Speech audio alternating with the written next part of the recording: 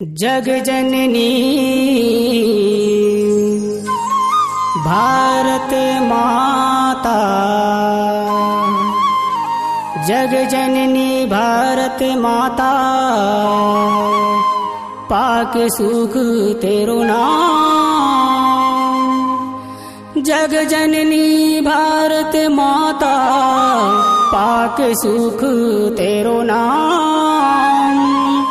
निर्मल धरा में नभी की साया, हाँ निर्मल धरा में नभ की साया, विराजत चारों धाम।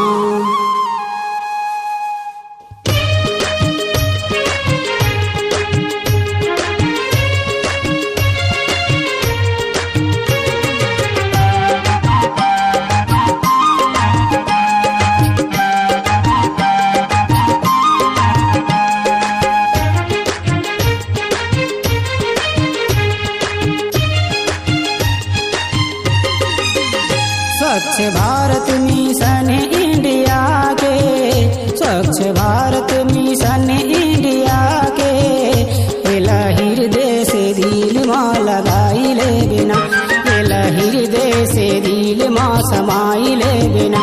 स्वच्छ भारत मिशन है इंडिया के, स्वच्छ भारत मिशन है इंडिया के, हृदय से दिल माँ लगाई ले बिना, हृदय से दिल माँ लगाई ले बिना। तोर रिश्ता है तोर नाता है, तोर रिश्ता है तोर नाता है, रिश्ता नाता मैं लता बताई दे बिना। एला हृदय से दिल माँ समाई ले बिना, हृदय से दिल माँ लगाई ले बिना।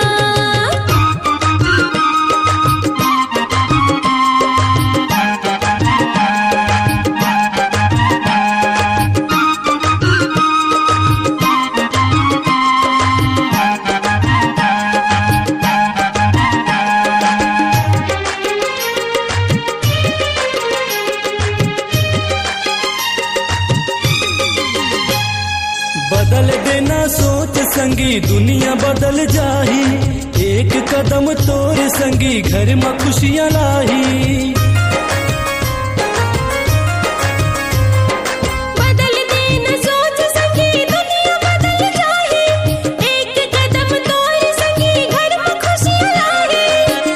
तोर अंगनाला तोर दुआरी ला, तोर अंगनाला तोर दुआरी ला, तोर अंगना दुआरी ला सजाई ले बिना।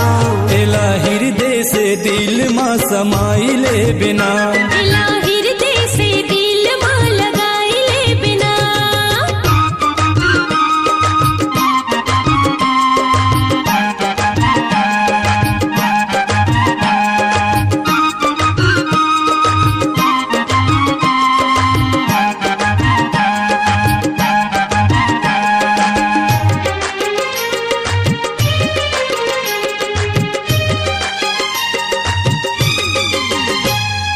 रिश्ता नाता मसंगी मान तोर बढ़ाही, घर माँ शौचालय देख पहुना पाही आई।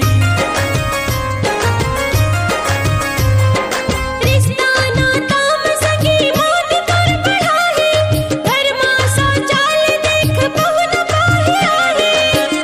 पहली सीढ़ी है आगू पीढ़ी है, पहली सीढ़ी है आगू पीढ़ी है, आने वाला पीढ़ी ला तोर जगाई ले बिना।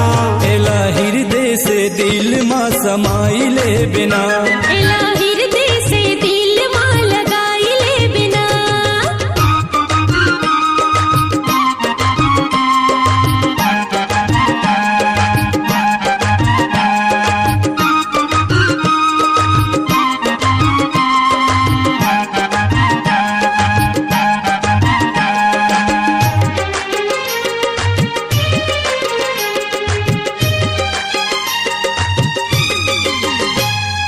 निर्मल परिवार बना ले, निर्मल तोरे गाँवला, स्वच्छता ला मन संभाले, पूछ ही तोरे नावला।